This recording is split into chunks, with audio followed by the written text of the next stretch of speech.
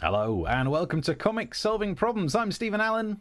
And I'm Eric McElroy. Hello indeed. Hello, and it's the Brighton Fringe is happening. We are there. We're here, but we're there in spirit. And by spirit, I mean zeros and ones because of the internet, which is actually, let's be honest, that's where our souls live anyway these days. So we are actually in the place via the internet. This is part of the comedy festival, so it's not just any old comic solving problems. Actually, that sounds like we're just dissing ourselves. These pair of losers. It's not just any old episode of Comics Solving Problems. That's right. Special. It's a Brighton comedy special. Yay! So we're just going to be looking at some of our choice clips, our choice features from the second series that we've done. We've both been spending hours looking through the bits of comedy that best distill down to be in the future when some Tony Robinson Time Team type get up, they dig down, they found a small USB stick. It's this is a cheap one from some station, it's not an actual fancy one, and they plug it in and it's just copies of this show. This will be the best record of this slice of 2020. Because everyone else is going to want to forget 2020 and never think about this shit show ever again. It's truth. So the links are on the screen for tweeting or whatever, but mainly it's this subscribing to the that's better if I point it that way, isn't it? Subscribing to the YouTube is an option, but I think we should just get through and remind you of some of the problems that we absolutely nailed. That's right. So that's the concept of the show is born out of lockdown, where basically we as comics solve all of the world's problems, ones that you sent us, ones that we make ourselves, because they're there, and who better to solve those than comics? Questionable, but I mean, it's a rhetorical question, so please don't answer it because the answer isn't us. It's kind of like, when does the news end? It doesn't. It just keeps going. So we've got one. This is one of my. It's a problem that we talked about a lot on the show, and it's the problem of testing. This is about a big thing that's happening in the UK, is a problem with a lack of access to tests for COVID. Our cases are on the rise. We've got this rule of six that you've just talked about that's come in. And you know that the tests are going badly when even in the UK, because if you're watching from the US, the newspapers here are very slanted. Most of them are very right-wing. They employ most of the cabinet, if not support them. And you know it's going badly when even the conservative press are going after you, like we saw today. Here's the Telegraph, which Boris Johnson used to write for, still does. Crisis in hospitals because they can't access tests. The Times, owned by Rupert Murdoch, they had a go about it. All the papers did. And it didn't stop there, of course. We had this headline as well, which actually doesn't have anything to do with the COVID testing. But I just thought this man, this bold man, because of the heat. I mean, I don't know how hot it is. It's cold. I don't know. It's only 31 degrees. He must be freezing. But he's a chubby boy, and he's managed to be the front page of a newspaper. I've gained a little weight during lockdown, and this just makes me feel like maybe I've got some employable skills after this is all over. Hope for you, yeah. So I could be a model. I look at that for the picture. Daily Star. I look at that picture and I think, wow, that Avengers actor Chris Evans has let himself go. Well, that's not the only thing he's shown us these days. But my new hero, so the government's under heat and pressure, and on Sky News this morning, my new hero, the badass Kay Burley, oh my God, I just want her to tie me up and put a muzzle on me. She laid into some government ministers talking about testing. Here it is. It's really not up to scratch at the moment, is it? Well, the Prime Minister's saying 10 million a day. We're not, I think the last count, let me just look at my figure, 62,000 a day at the beginning of the month. Yeah, 10 million. He's saying 10 million. They were saying it was 10 million. It was only 62,000.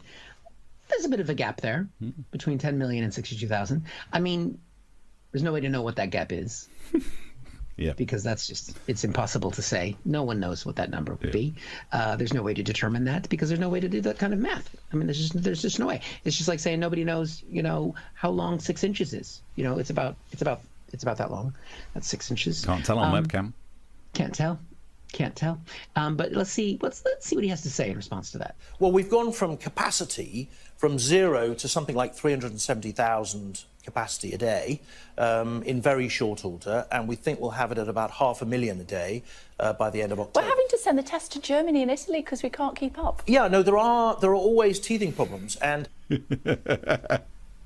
teething problems. Wow. Teething problems. This is September. COVID started in the UK in January. It's 9 months. Teething. Babies get teeth faster than this government can do anything. They've got a full set. Anyway, but he says he's getting it, right? He's got more for us. Don't worry. We are getting millions of tests done every month, and lots of people are being identified and isolated. Getting millions of tests done every month. Are you sure about that? Well, if it's 370,000 capacity a That's day. capacity. That's Capacity, not the... sorry. Yeah. Yeah, I like Kate gives him a yeah. If you ever get the Caberly, yeah, you know you are screwed. Yeah, it's capacity, not actual tests, you dipshit. Capacity. I mean, everyone has unlimited capacity. I mean, this show has the capacity to make us famous, Steve. Good point. What do you think? I mean, capacity, yeah. I'm thinking we're getting 10 million. We have the capacity right now to make 10 million pounds from this show. There's no upper limit on the contribution link. I think it's more likely we'll make 62,000. I think we'll lose 62,000. Anyway, all right. I'm not having a bit of a go. Yeah. The thing is, actually, I don't think it's bad that we aren't getting these tests, because it may not be such a good thing, Steve, to test a lot of people. And I say that because I keep an eye on what's happening in America. Have a look. How do you account for the fact that it's the United States of America that accounts for the 25% of the world's deaths? Well, we do have more testing. That's right, Steve. As the old saying goes, COVID doesn't kill people. Testing people kills people. Because that's the problem with the tests in America, is that, they give the test with a swab, generally, right? And in America, they're just using one. They're sharing the same swab, Steve. And so the first person that had it, they're like, it's your turn. It looks a little... And I know that sounds a little bit silly, but I've got proof. Here it is. That's it. Why don't we give this to Karen? Perhaps she'll take an extra test. Pass it around. Passing it on. I mean, that's the news. The old saying, that's how you get rid, because Trump is basically a mafioso. The old saying, that guy is going to go sleep with the fishes. That's the new one. Now you just say, take this swab. It's hardly been used. You come to me on my daughter's wedding day. Take a swab. You take a swab. I just tried it. It's the best swab. Happy times. Yeah, I was just looking at Kate Burley's Twitter feed. Don't do it to yourself. Let's do a different account because I got blocked. Anyway, so testing. Yeah, I was going to say, do you remember when we were failing at testing? But that one's not changed. Yeah. It's great how some of these, I mean, that's one of the things about where we're at in life right now. 2020 is basically everything has changed, and yet everything is the same all the time. Oh, it's true. Edge of lockdown, failed tests, Kay Burley. And the idea that someone in America thinks you've got higher death rates because you test more, which can only imply that maybe it's Harold Shipman who's doing the tests. Like, why would it mean more death? How bad are you at testing? If there will be some collateral damage. Yeah, I think part of the reason is they use an AK-47 for some of the tests. Yeah. It's a rapid fire result. You run out of the Q-tips. What you gonna do? You got to get up there. I mean, the obesity epidemic, it's hard to get up those nostrils. Yeah. And then, the UK side of it, it was, we heard about testing was going to be the cure, the panacea. It was going to sort all the problems with the economy because of Operation Moonshit, whatever it was called. And somehow, as soon as Boris said it out loud, it made testing worse. Since then, we've barely been able to keep up with demand, and we've had XL97 crash. So, unbelievable. Those were the days. I do feel sorry for anyone who got caught up in this whole Excel spreadsheet, because it really, look, you shouldn't be using commonly purchased software to be doing national-based databases. But, if you are doing it, you should have been bought the most up-to-date one. Whoever was in charge of updating Excel, because apparently they were still using, 2000 or something. Yeah. Whoever's in charge of that must be seriously considering their position, thinking about writing that awkward letter, double-clicking on Word 97. Little clippies going, ting, ting. Looks like you're trying to resign. Ting, ting, ting. I miss the paperclip. Those were good times. So let's continue doing this then. So this is our Brighton Comedy Special, an episode of Comic Solving Problems. Get yourself subscribed. We happen Tuesdays and Thursdays, 9 o'clock. And as part of the Comedy Festival, what we're doing is looking back over some of our favourite bits from Series 2. I want to jump in with a bit that I did based on how times have changed. And for this, I went way, way, way back, because I have done stand-up comedy about why we are dirty people and we should be cleaner and wash our hands way before it was popular. Last year's Edinburgh Festival had a whole bit about those signs on the London Underground saying, don't hold the handrail. I mean, if people would have listened to me, we would have saved lives. If people even just turned up and saw the show, it would have helped. But what I talked about was an advert from like 2009 or something. Oh, yeah. Remember this? So I'm going to go through the advert and let's just see if we can highlight anything that might look a bit odd if you're living in the COVID era. Here's the start of the advert. Hello. Hi, Rachel. How are you? I'm fine. How are you? Great. Oh, what are you up to? Oh, just finishing the shopping, picking the kids up from school, taking them swimming. Just finishing the shopping, going in shops, sneezing and snotting everywhere, picking the kids up from school, so not only spreading it to kids, but probably the other parent. And what's that at the end? Taking them swimming. Were you invited to the Wuhan pool party? You rancid spreader of disease. Then it continues. We've got people over for dinner tonight. People over for dinner. Nice. Maybe lick the cutlery first, and that way you can guarantee they'll catch whatever pox you're trying to spread. The advert continues. Where are you? Well, I'm going away for work at 5 in the morning, so I'm just doing my presentation and packing. Packing. So it's a flight. Very good of you, because it's not like everyone on that flight's going to catch whatever you're breathing out. What else? I hated the bathroom because Pete's parents come for the weekend.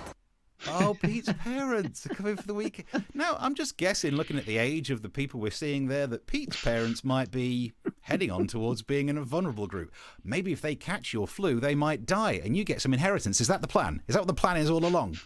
Then it continues with, this absolute slap in the face. I should just been out getting some medicine because he's in bed with a cold. Oh, bless.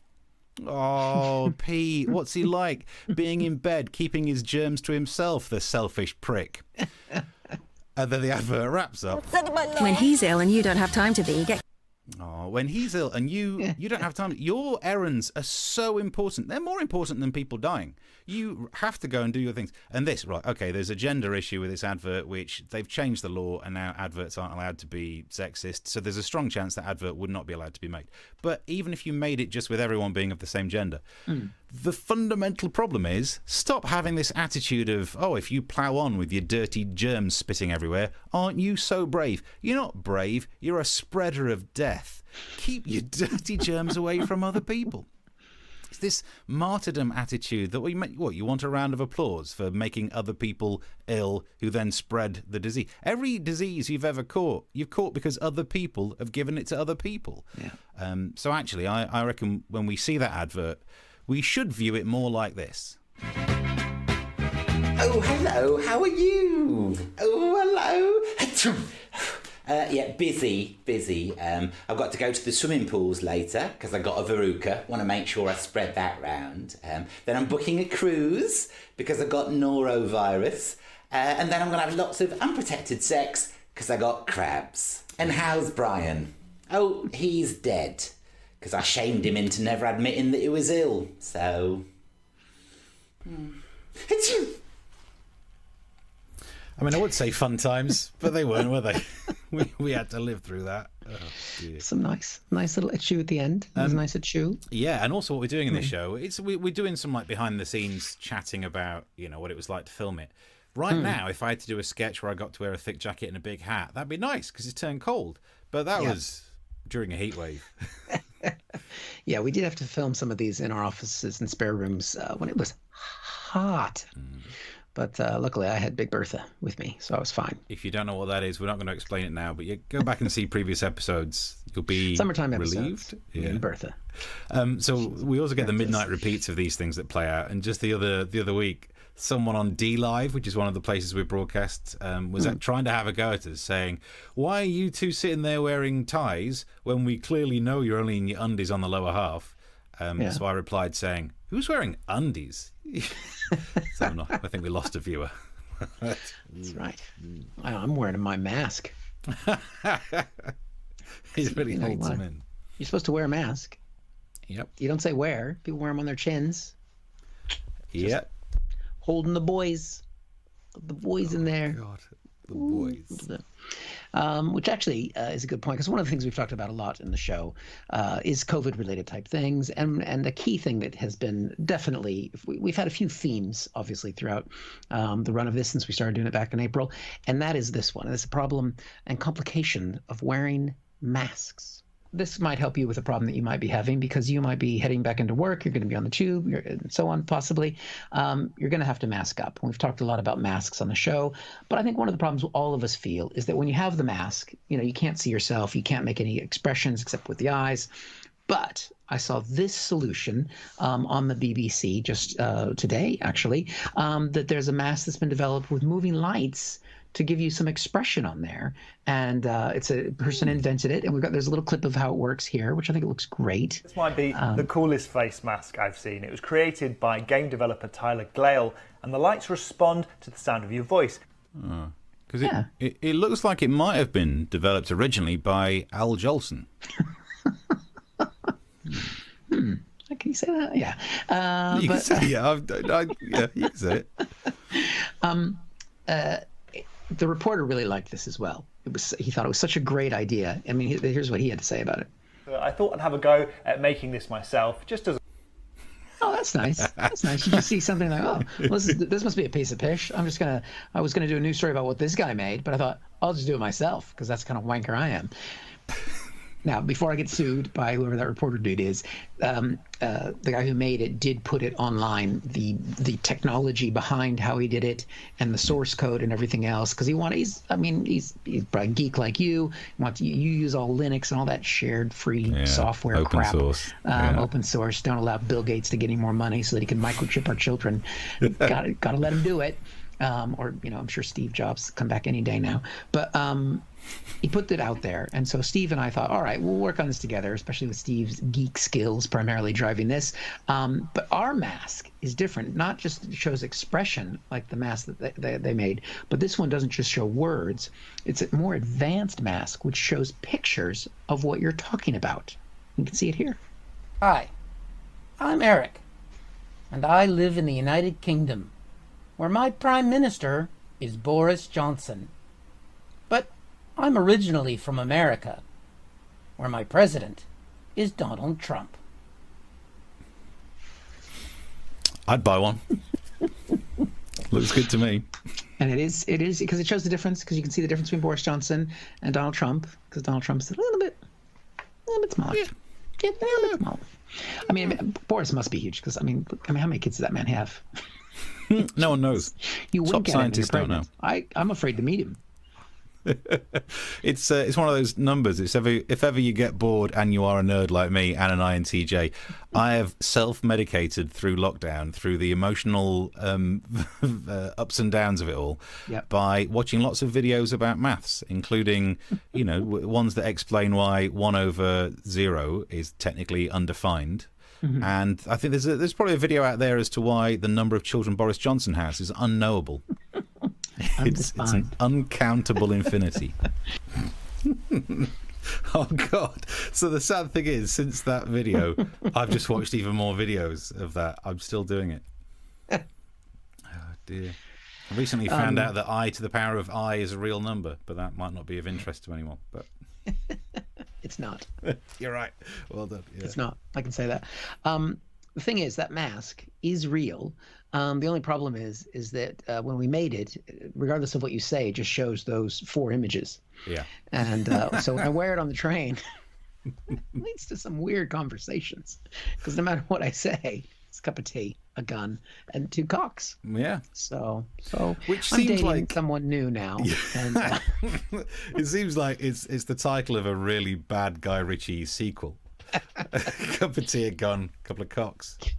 It's kind of a person, man, woman, camera, TV thing. Who knows? While we're going through our favourite clips, it might get mentioned.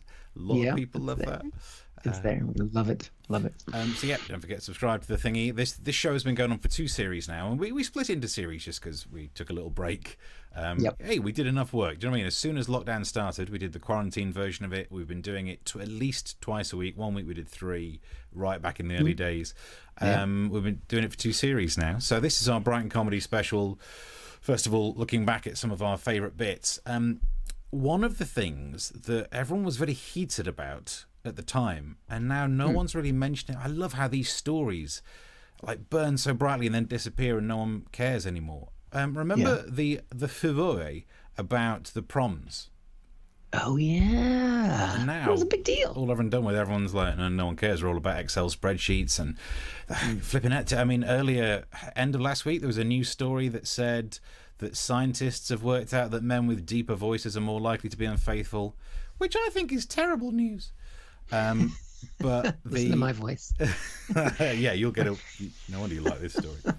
But back in the day, this whole Land of Hope and Glory lark was the hottest property in town, and we covered it like this. Rule Britannia will be sung on the last night of the proms after BBC U-Turn, and get you more information on this by, I've got a pile here of news stories about recent U-Turns.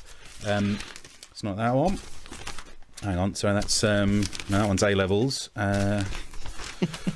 Local lockdowns, masks in schools, not that one either. This is driving to Barnard Castle, Air Bridge. Do you know what? I think I can do it just by remembering it. Femi, who's a well-known left-wing activist and commentator. Yeah, I'm sure you've probably been on things with him, with your media work. He was on ITV. Here's a clip of what he had to say. Nobody on the Black Lives Matter was talking about the proms.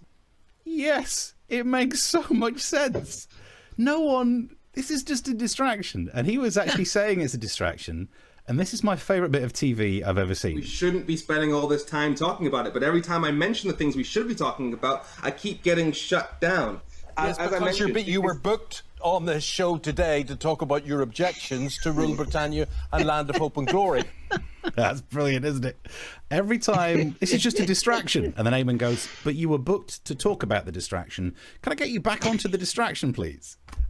That's so blatant. That's like a magician doing this kind of, oh, that's it, follow the coin, and oh, look at that, what's that? Look at that there.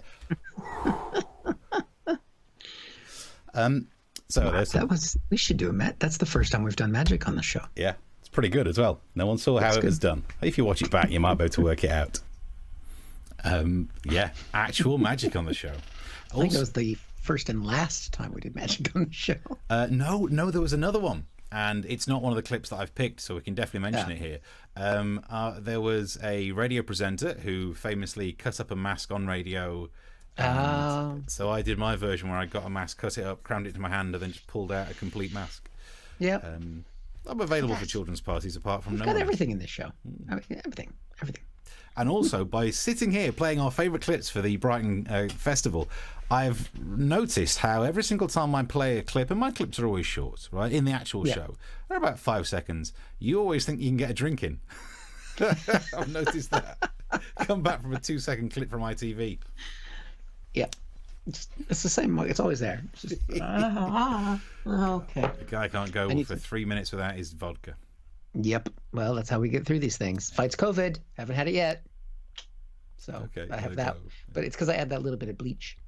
The bleach chaser. The bleach chaser. That's the key. Well, we've talked a lot about COVID over the show, but sometimes we also cover other topics. We don't always talk about politics. We don't always talk about, the pandemic that's going on. Sometimes we find stories that are just little gems. And this actually, I think this might be up there. When we do our look back on 100 years or 100 series. 100 years? 100 years. I plan on dying well before then. This is, I think, going to be one of the top stories of all time, and that's why we picked it for the show. It is a problem with the name of things. It's an important question. What do you do when you see an injustice? Not a lot, but thanks for asking the question. Well, if you're in Nebraska and you're named Andrew Christensen, I'll tell you what you do. You go to a city council meeting and you raise your concerns, just like this man did right here. Lincoln has the opportunity to be a social leader in this country. We have been casually ignoring a problem that has gotten so out of control that our children are throwing around names and words without even understanding their true meaning and treating things as though they're normal. I go into nice family restaurants and I see people throwing this name around and pretending as though everything is just fine. That's worrying. right, Steve. It does sound worrying. And this is America. There's a lot of tension right now. And I got to be honest, when you start watching this and you're like, oh boy, here's a white guy talking about words being thrown around. Where's he going with this? Uh-oh. I mean, I just hope he's going to complain about the fact that people call him ginger. But that's not a thing in America. So we got to worry. So I'm just telling you right now, Steve, audience, brace yourselves. This is what he wants to find out about. I go into nice family restaurants and I see people throwing this name around and pretending as though everything is just fine. I'm talking about boneless chicken wings. That's right, Steve. Boneless chicken wings. Finally! Somebody is taking the issue to the man the way it's deserved to be taken to all this time. It's a real issue and a real problem. Although I'll be honest with you, it didn't get the reaction in the room that it deserved. Yeah. Have a look. I'm talking about boneless chicken wings. I propose that we as a city remove the... Excuse me, I'm trying to... Wow. I mean, I think you still could be worried that it is for him a racial slur. That might be what people shout at him. He does kind of look like a bit of a chicken wing. And that's not a ginger thing. Thank you. Like a rooster. Anyway. But I mean, it's a real problem. Andrew's bringing it up, and he's going to explain why. All right, here's his explanation. I propose that we as a city remove the name boneless wings from our menus and from our hearts.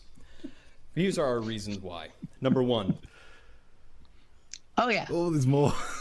He's got more than one reason, Steve. It's not just some casual thing that he hasn't thought about. He's made a list, all right? Ugh. Now, we've giggled at Ander. Other people have giggled at Ander. Most of the world is laughing at Ander. But we need to hear him out. So I'm not going to stop it anymore. Let's just play it out. Let's hear his reasons to stop this atrocity. Number one. Nothing about boneless chicken wings actually come from the wing of a chicken. We would be disgusted if a butcher was mislabeling their cuts of meats, but then we go around and pretending as though the breast of the chicken is its wing. Number two, boneless chicken wings are just chicken tenders, which are already boneless. I don't go to order boneless tacos. I don't go and order boneless club sandwiches. I don't ask for boneless auto repair. It's just what's expected. And then number three, we need to raise our children better. Our children are raised being afraid of having bones attached to their meat. That's where meat comes from. It grows on bones. We need to teach them that the wing of a chicken is from a chicken, and it's delicious. You do it for the children, Steve. Not just some boneless auto repair. Yeah, that one actually, he's made agree, me Steve? realize I will always ask for boneless auto repair from now on, just in case. If you've been boned while getting your auto repaired, call us. Have you been affected by the issues that we brought up in this show today? Dear, and that's how I realize you can't fit quicker than a quick fit fitter. Got to do it for the children. I mean, you think this is a problem? Does this bother you? The fact that boneless chicken, it's not. You're someone who's precise in your language. Yep. You care about issues. Yeah, I mean, it's never bothered me before. As long as boneless chicken doesn't have bones in it, I'm ticking all the boxes I need.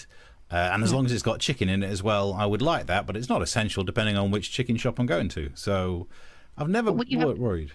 Someday, if you have a child, do you think you want them to think that chicken is just a boneless invertebrate? Maybe if that's what I wanted, I'd feed it squid rings. No, because calamari. We're not French. Just because you know that some part of chicken doesn't have bones in doesn't mean no part of the chicken has bones in. Like a drumstick fairly obviously has a bone right through it. Maybe. I don't know anymore. I don't have a drum with that stick. But Ander isn't here just to raise a problem. He does what many politicians don't, and he has a solution. And here it is. I propose that we rename boneless wings in the city of Lincoln. We can call them buffalo-style chicken tenders. We can call them wet tenders. We can call them saucy nugs or trash. We can take these steps and show the country that where we stand. and that we understand that we've been living a lie for far too long. And we know it because we feel it in our bones. Thank you. Okay, hold it down. Boom. Yeah, good line Boom. at the end. Mic drop. Feel it in our bones. Bones. Not that We're we not have some them. boneless chicken standing up here. I'm standing up here for freedom. The American way. I don't know why he brings buffaloes into it, because that's a legacy we don't really want to talk about in America. Yeah. But still. There's so many his suggestions. It's nice that he comes up with solutions, but don't mention buffalo, because now I'm thinking, ooh, quite fancy some buffalo. And I'd be upset that there's no buffalo in it. And then what was the other one? Wet tenders. That's a radio-friendly version of a Cardi B song. I don't want to know what's going on with that. If you got your kids their box of wet tenders, yeah, that's not appropriate either. I mean, you got to admire Andrew for doing this. He's standing up, taking the ground for something that he believes in. But you know what? He's not the only hero in this story, Steve. There's another hero here, and that's the woman behind him. If we can take a little bit of a closer look. And we go around and pretending as though the breast of the chicken is its wing.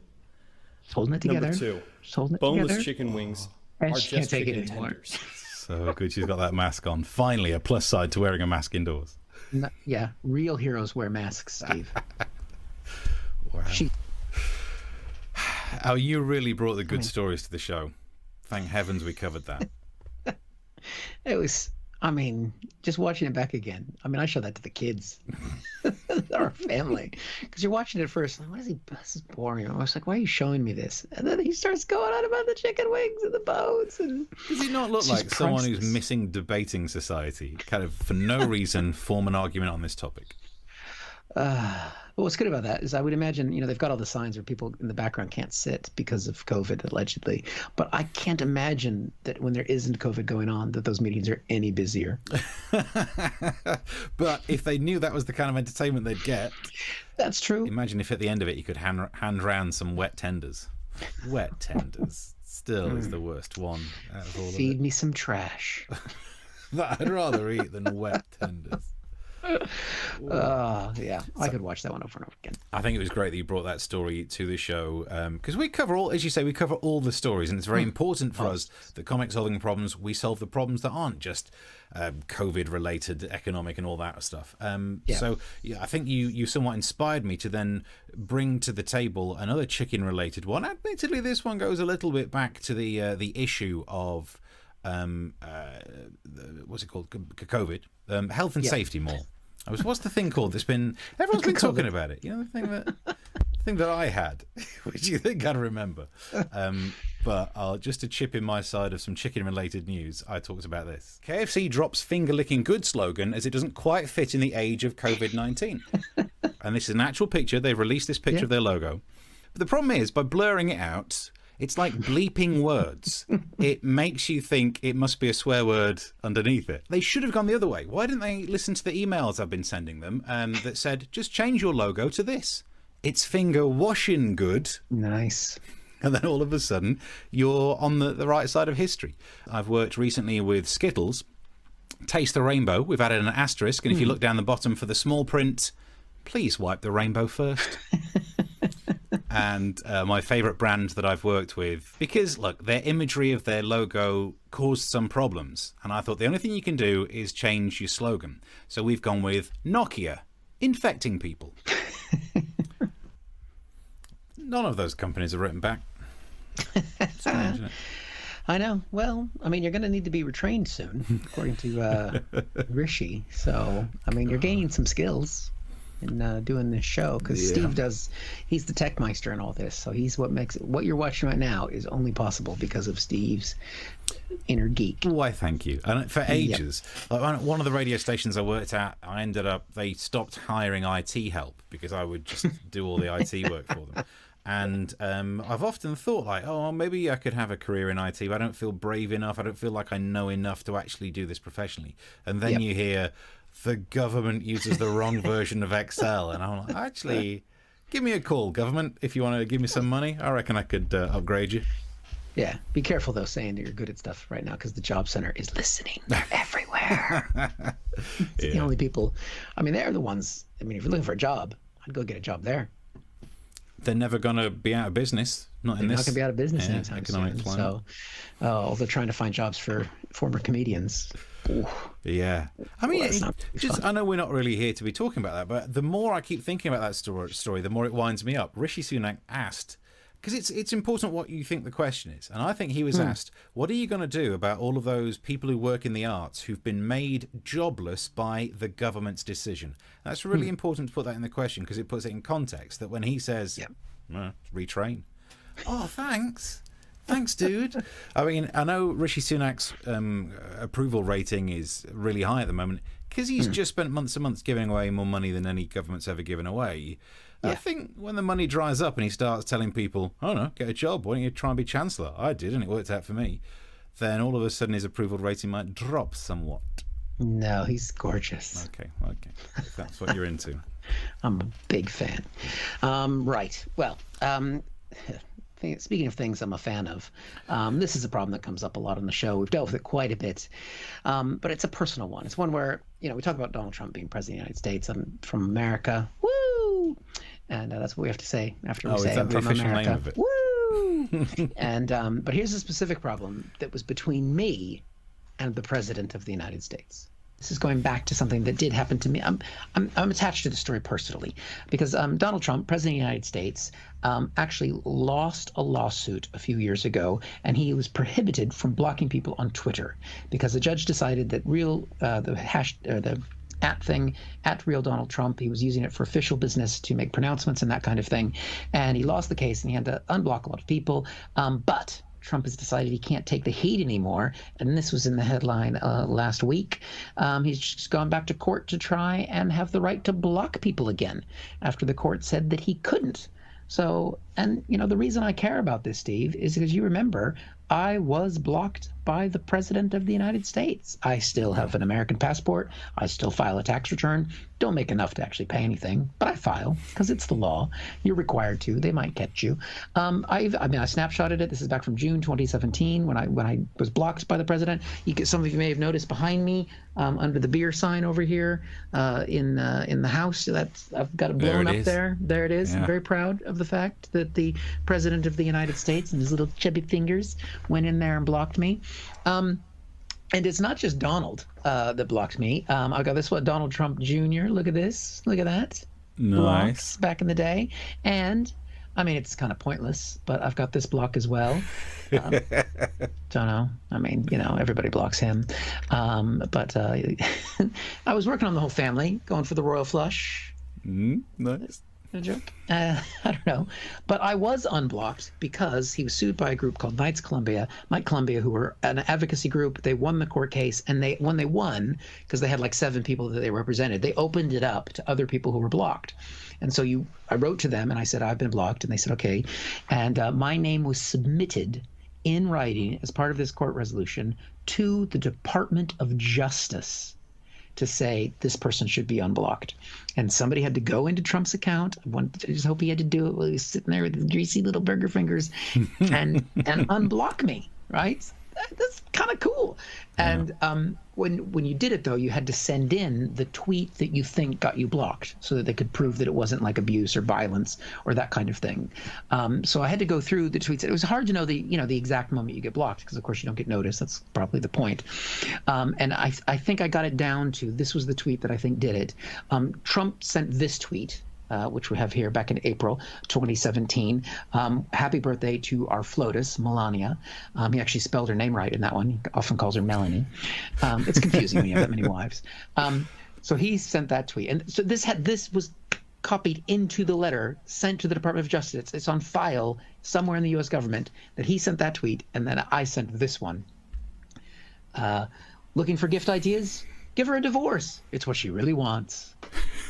1,000 likes. That's good for me. Yeah. How did you make the divorce in thicker text? I've got no idea. I think maybe you used to be able to do that in Twitter. Or maybe because I think when I was search for divorce. I searched for my name, divorce, and Donald Trump, and that's how it found it in the search. There we go. Yeah, I was not able to make it bold, but that's filed in the Justice Department. Yeah. So So he's going back to court to try and block you again. Have you been sending more jokes about his wife? No. We've done about 3 in the show tonight. That's true. There's a strong chance. If he watches the show, you'll get blocked again. Yeah. I did like that story, and because it's true. I still got the tweet up there, and I do have a copy of the letter that says, but I don't like it because at the end of it, I look down and you can see my chin go like this. So just done it again.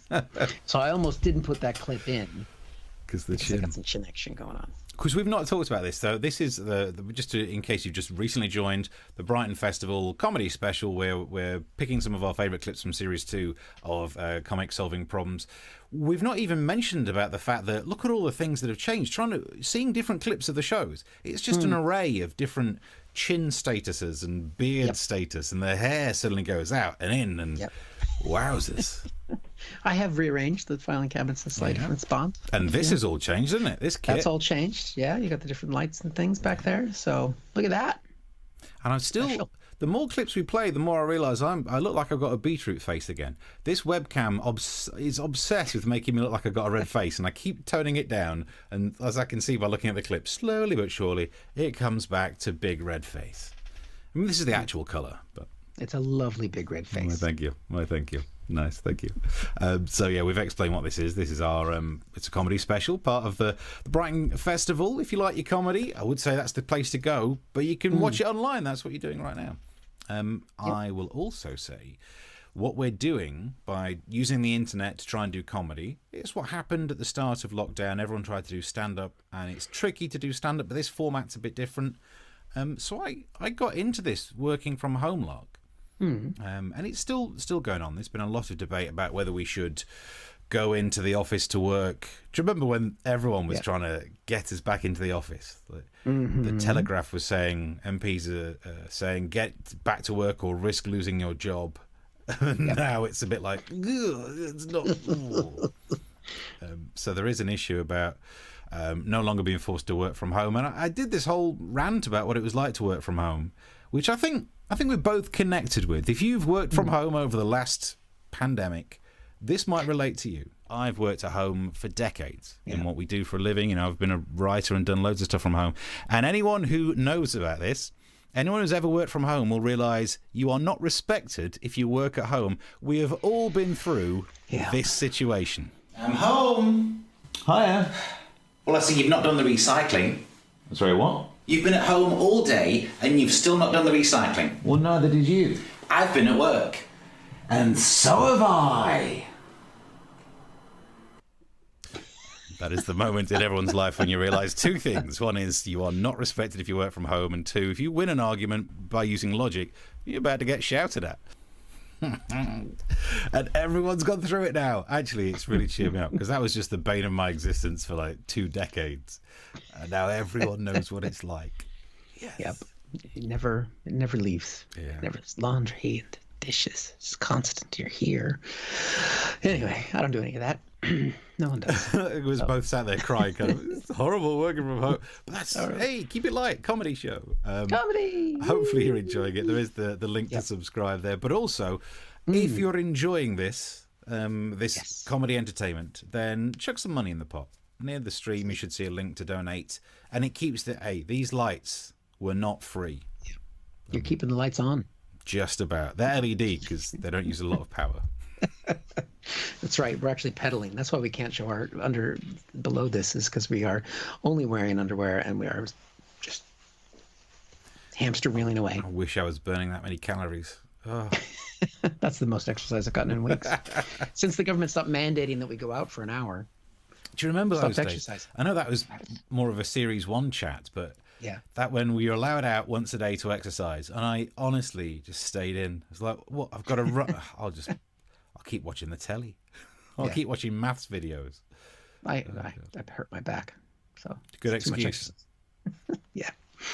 That's what it was. So while the link's still on there to say check some money in the pot, thank you for everyone who's got in touch, whether it's message board stuff, we get tweets, we get messages, and we get emails as well. Thank you to Keith, who sent in ages ago an idea of doing songs that relate to lockdown, which we have still not got round to doing.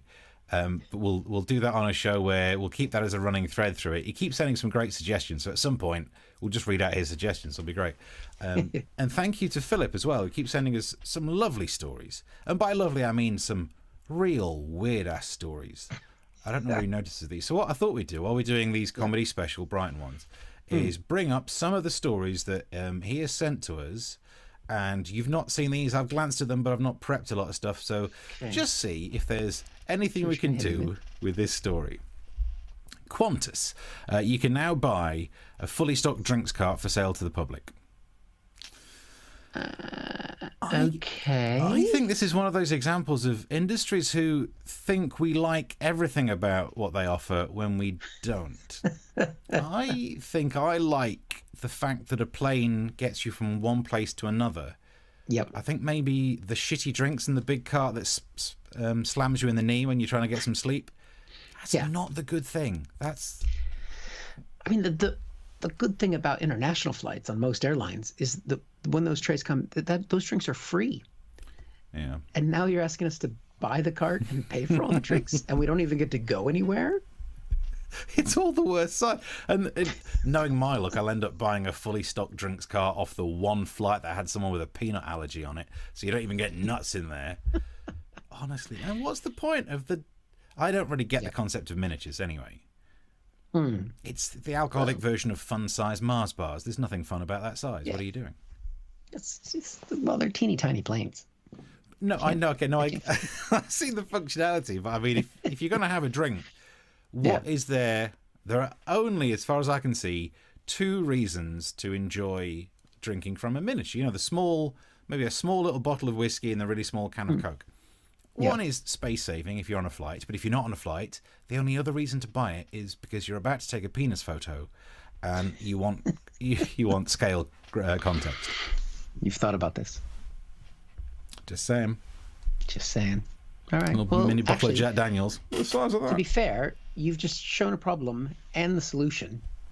I think we've just solved our first problem on the show. What is terrible about this as well, normally we spend all day writing a lot of this crap. Why? Why don't we just take suggestions in live and just deal with it? It's so much easier than all the work. You're having problems with the size of your penis. Yeah, fix it. Fixed it. Well, there we go. Yeah. Hopefully you've enjoyed this Brighton Festival comedy special of comic solving problems.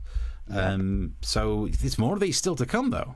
There's more to come. We're on every Tuesday and Thursday at 9 o'clock UK time, and but we do it, outside of the Brighton Fringe as well. So you can subscribe to the channel just to catch us as we go forward.